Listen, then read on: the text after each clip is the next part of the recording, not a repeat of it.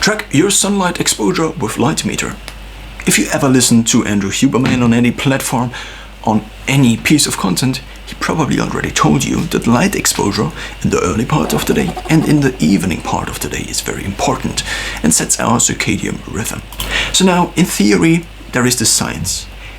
Practically speaking, there are also clouds, and sometimes it's early morning in winter and now the sun is not out yet, and then it just becomes very difficult to actually stick to a routine and to actually measure how much light there is.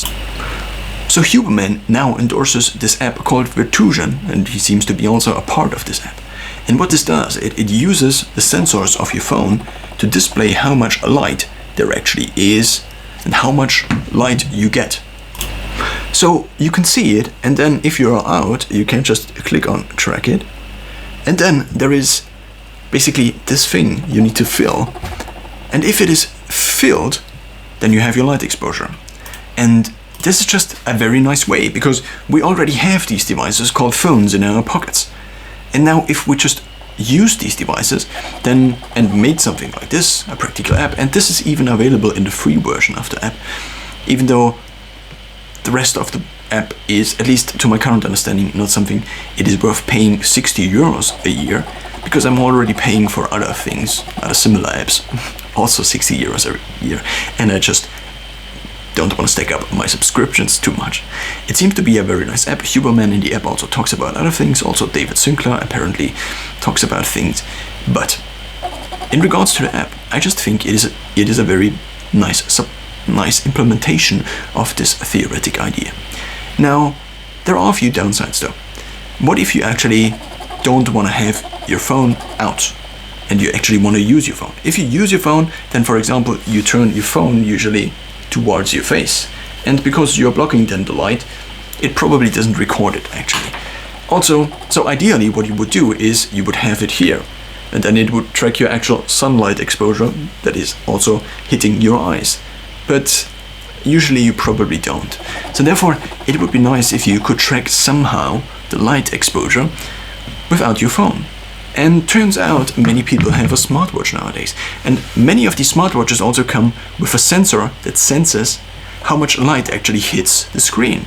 And so it would be a very nice implementation, even though difficult, because the smartphone landscape is even more complicated than an app for a phone, because I guess there are different platforms out there, and now Google also has a smartwatch. So I think what would ideally be the case is that we would have an app that is on our phones, or at least has a connection, not on our phones, but our watches.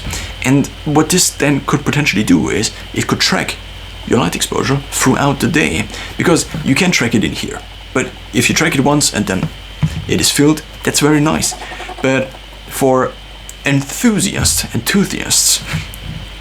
like me, it would actually be nice if, for example, there would also be a chart.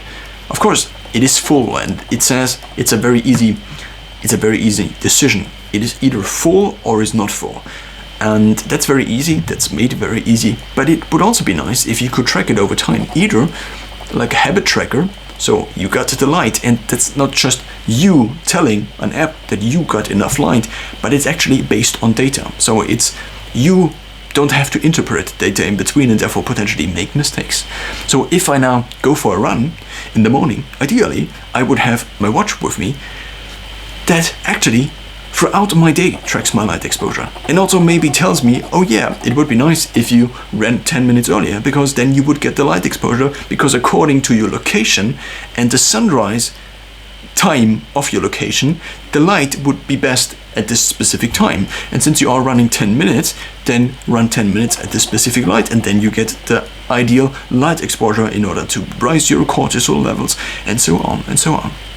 So it's a nice first implementation, but I think it has way more potential to actually very easily improve people's lives, because according to Andrew Huberman, this is one of the key things next to sleep and next to other things, that actually next to nutrition, actually just according to the app, the 4 pillars are, let's just see, it's hydration, it's one of these journeys, mindfulness, resistance training, and also, let's see, Yeah, well, it is not just 4 pillars.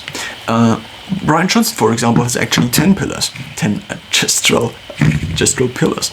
And, well, that's it.